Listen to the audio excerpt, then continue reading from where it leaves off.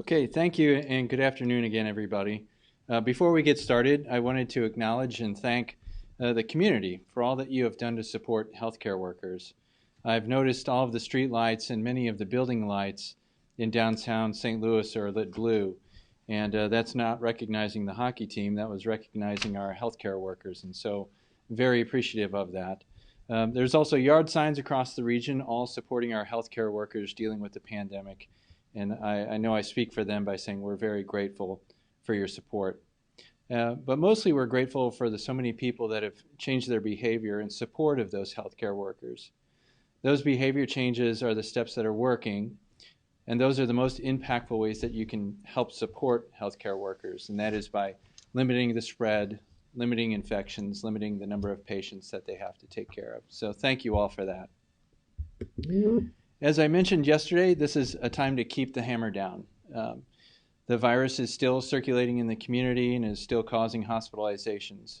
And it's easy to become frustrated and be tempted to gather in groups, especially as the weather is warming up. But it's really clear that we're reaching a critical time in the pandemic. And so I'm asking the community, don't let up now.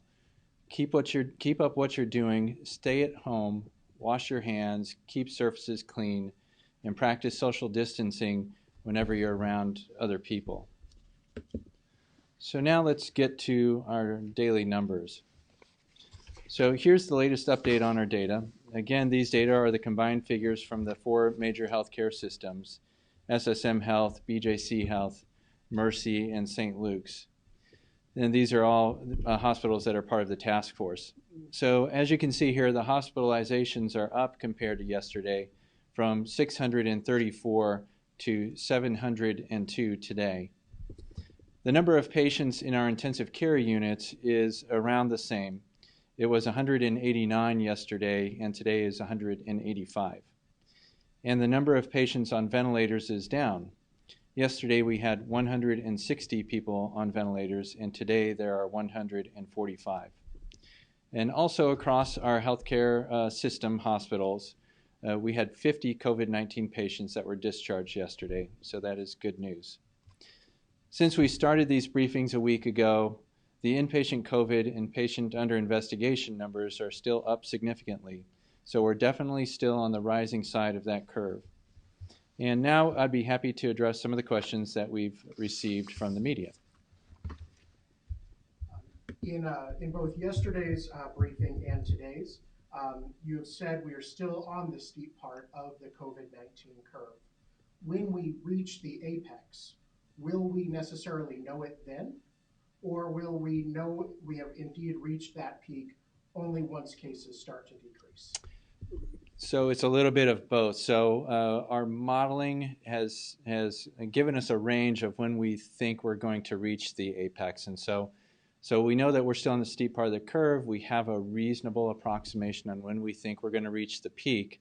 But really you don't know when that peak is until afterwards when you see a continual decline in the cases. So we'll keep an eye on that date range that we have right now.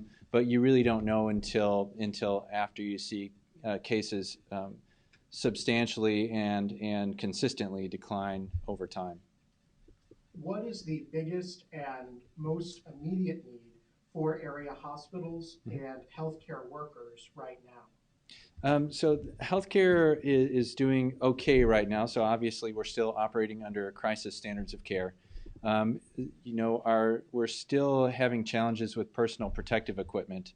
And so that isn't to mean to say that we're going to run out tomorrow, but we're still operating under those crisis standards of care, which means we're doing things like doing extended use of some of the personal protective equipment and reusing some of it, things like that. And so we're still playing catch up with PPE, and so I think that's probably the biggest challenge that we're experiencing right now. Reuters is reporting that hospitals around the United States have agreed to loan ventilators to hospitals. Do you know if any local hospital systems have agreed to take part in that program? I have not heard of any of our local hospitals taking part in that program, and I think that stands to reason since we're still on that steep part of the curve. that we're a little bit conservative on ensuring that we have adequate capacity to take care of the patients in the St. Louis metropolitan area.